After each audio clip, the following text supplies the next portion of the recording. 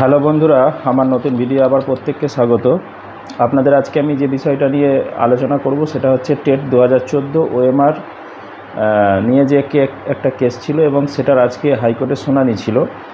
তো সেই কেসের কি আপডেট হলো এবং শুনানিতে কি হলো সেই রিলেটেড বিষয়গুলো আমি আপনাদের সঙ্গে আজকে শেয়ার করব, আলোচনা করব। তো যারা নতুন আছেন চ্যানেলটায় তারা চ্যানেলটা অবশ্যই সাবস্ক্রাইব করে রাখবেন, বেল আইকনটা অন করে রাখবেন আর অল নোটিফিকেশান বাটনটা ক্লিক করে রাখবেন। তাহলে এই ধরনের বিভিন্ন তথ্য আমার চ্যানেলে আপনারা সর্বপ্রথম পেয়ে যাবেন। এবং আমি দেখেছেন আগের ভিডিওতেও যেভাবে আলোচনা করেছি, বিশেষ করে হাই স্কুল এসএসসি, এবং সেগুলো পুঙ্খানুপুঙ্খ সঠিক তথ্য দিয়ে এবং প্রাইমারির ক্ষেত্রে এবং এডুকেশন রিলেটেড বিভিন্ন তথ্যগুলো আমি এই চ্যানেলে দিয়ে থাকি। তো চলুন ভিডিওটা শুরু করা যাক। যেটা হচ্ছে, প্রথম আপনারা জানেন আজকে যখন ডিভিশন বেঞ্চে এই মামলাটা যখন ওঠে, এর আগের দিনে অনেকেই হই হই রে রে করে উঠেছিল। আমি যদিও আগের ভিডিওতেও আপনাদের বলেছিলাম, বিশেষ করে ইন সার্ভিসরা আপাতত কোনো ভয়ের কোনো কারণ নেই এবং মামলা এক্ষুনি পরের দিনই রায় বেরিয়ে যাবে এরকম ব্যাপার কিন্তু নয়। এর আগেও আমি আপনাদের যাদের ডিএডের মামলার যখন চলছিল তখনও বলেছিলাম, অনেকে নেগেটিভ কমেন্ট করেছিলেন। আবার আজকে যেটা বলছি, প্রয়োজনে ভিডিওটা সেভ করে রেখে দেন এবং নেক্সট হিয়ারিং পর্যন্ত ওয়েট করুন, দেখবেন। কারণ এগুলো আমি অনেক অভিজ্ঞতা থেকে অনেক উকিলবাবুর সাথে কথা বলে তারপরে আপনাদের এই ভিডিওগুলো বানাই এবং জানাই। তো সেই হিসেবে আমি আমার মন গড়া বা চ্যানেলটাকে গ্রো করার জন্যে বা অনেকে দেখার জন্যে, আমার চ্যানেলটাকে ফলো করার জন্য এরকম নয়। আপনারা কমেন্টটাও দেখতে পারেন। যারা নতুন আসছেন তাদের জন্য আমি প্রথমেই 1 মিনিট একটু বেশি বকবক করলাম। যাই হোক, চলুন ভিডিওটা বানানো যাক। যেটা হচ্ছে যে টেট 2014 ওএমআর মামলা আজকে কেসের প্রথম যেটা ওঠার পরে জজ যেটা প্রথম নানাজন নানা রকম মন্তব্য করেন এবং মূল সারসংক্ষেপ সেটা আমি আপনাদের তুলে ধরছি আর কি। যেটা হচ্ছে সারসংক্ষেপ হলো এটাই যে যত নতুন পিটিশন অ্যাপ্লাই করেছিল, অ্যাপ্লিকেশান দিয়েছিল এই কেসে যুক্ত হবার জন্যে, তাদেরকে প্রত্যেককে যুক্ত করা হয়েছে। এটা হচ্ছে ফার্স্ট পয়েন্ট। এবং দ্বিতীয় পয়েন্ট হচ্ছে, এদেরকে বলা হয়েছে যারা যুক্ত হলো তাদেরকে আগামী 3 সপ্তাহের মধ্যে যারা রিট পিটিশন করেছে তাদের এগেনস্টে এফিডেভিট জমা করতে হবে। তারপরের 1 সপ্তাহের মধ্যে যারা রিট পিটিশন করেছে এবং বোর্ড, তারা এর এগেনস্টে উত্তর দেবে বা এর এগেনস্টে এফিডেভিট ফাইল করবে। তারপরে 8 সপ্তাহ পরে এই কেসটা আবার মেনশন হবে এবং কেসটা উঠবে। এটা হচ্ছে মূল সারবর্তা।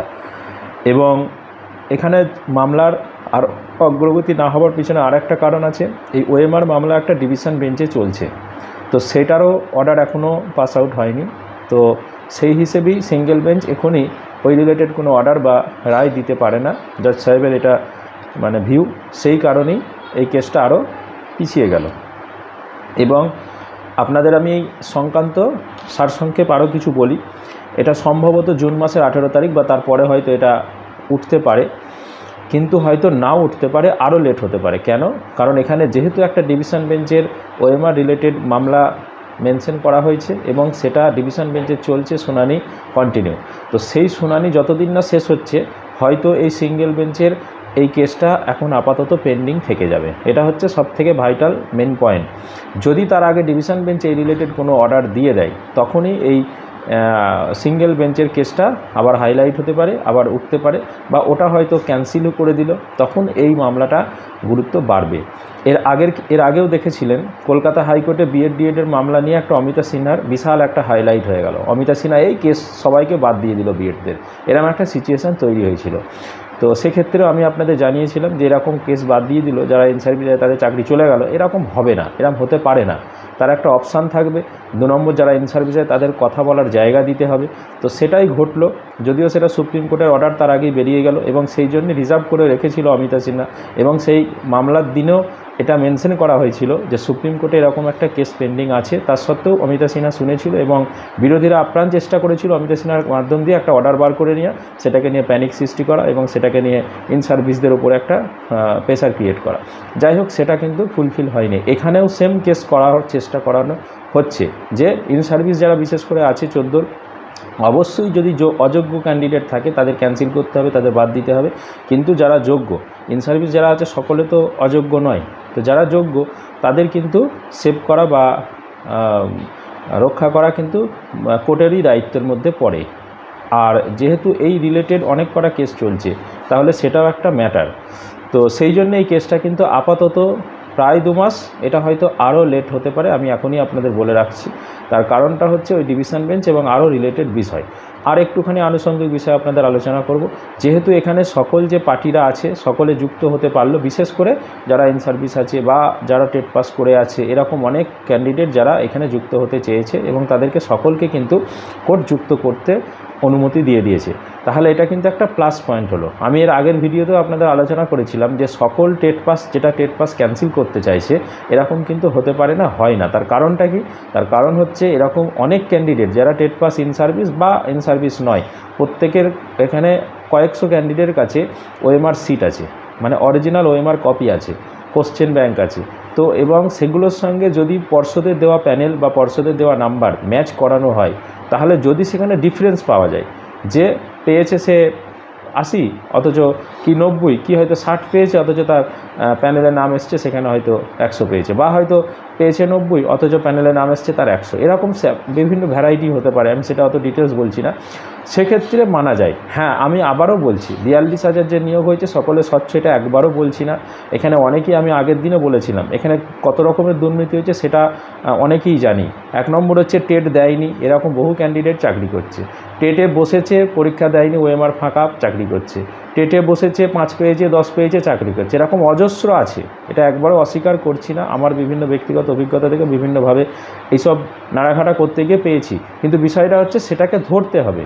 তাহলে এই 42,000 বাদ হয়ে 60,000 যে নিয়োগ হয়েছে, 60,000 সকলে কি অযোগ্য? কখনোই হতে পারে না। বিশেষ করে তো যেটা পরে নিয়োগ হয়েছে 16,500, এরা সবথেকে বেশি সাফার করেছে। 16,500 সাফার এই কারণে বলছি করেছে, এই 42,000-এ ব্যাপকভাবে দুর্নীতি হবার কারণে এই 16,500 কিন্তু ফ্রেশ। এরা যদি সত্যিই কোনো দুর্নীতি করতো, টাকা দিত বা কোনো কিছু করতো, হয়তো কিছুটা ঘটেছে, না ঘটারও কিছু নেই, এই সরকার যা করছে তো সেটা খুব সামান্য। কিন্তু তার কারণ হচ্ছে যদি হতো তাহলে 42,000-এ ঢুকে যাওয়ার কথা ছিল। তো সেই 42,000-এ ঢোকায়নি বা এদেরকে বঞ্চিত করে অন্যদের দিয়েছিল বলেই এই 16,500-কে পরবর্তী সময় নিয়োগ করেছে। যাই হোক, তো সেই 42,000-এ বা 16,500 যদি ঢুকে থাকে, তাহলে সেক্ষেত্রে সেটা তদন্ত করতে হবে। প্রত্যেকের দরকার হলে ওএমআর চেক করতে হবে। ওএমআর রাখা বা ওএমআর রক্ষা করার দায়িত্ব হচ্ছে বোর্ডের। তাহলে শাস্তি দিলে বোর্ডের সভাপতি, বোর্ডের যারা মেম্বার আছে তাদেরকে শাস্তি দেওয়া হোক, কারণ তারা কেন রাখেনি? এটা তো ক্যান্ডিডেটদের পক্ষে রাখা সম্ভব নয়, ক্যান্ডিডেটের কাছে ওএমআর নেই সবার, তাহলে সেটা রাখবে কী করে সংরক্ষণ করে? তাহলে তাদের উপযুক্ত শাস্তি ব্যবস্থা করা উচিত কোর্টের, যে আপনারা কেন রাখেননি। তা বলে এই নিরীহ ছেলেগুলোর চাকরি, আমি মানলাম যে এখানে ভালো মন্দ দুটোই পাইল হয়ে আছে, যেমন হাই স্কুলেও করেছে, প্রাইমারিতেও সেম করেছে। কিন্তু এখানে হাই স্কুলের ক্ষেত্রেও আমি বলবো যে তদন্ত করে যেমন বার করতে বলছি, সেটা 5,000-এর জায়গায় 15,000 হতে পারে। আবার এখানেও বলবো যে 60,000-এ হয়তো 1,000 2,000 বেরিয়েছে, সেটাকে তদন্ত করে যদি 10,000 20,000-ও বার করা যায়, বার করতে হবে।